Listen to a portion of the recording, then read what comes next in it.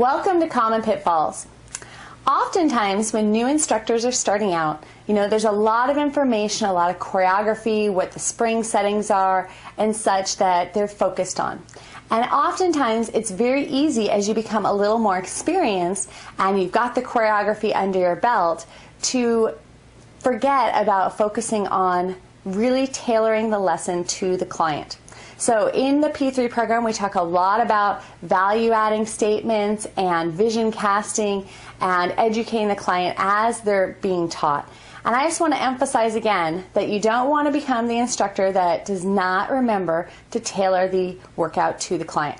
So what this looks like is a lot of times instructors will focus on the choreography and cueing well, but they don't remember to go over the client notes and know what issues or problems the client has, and particularly the client goals. So this is very, very important. How can you possibly help the client reach their goals if you don't know what they are? So I would encourage you and challenge you to know at any point in time what your client goals are, your client's goals are, and the studio goals for that client off the top of your head. If you're working with them 2 or 3 times a week, you should know what these are.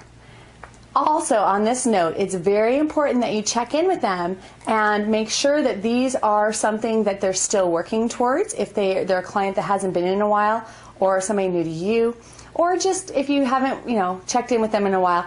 This should happen very, very naturally if you're giving vision casting and value-adding statements, because you're talking about what their goals are all the time.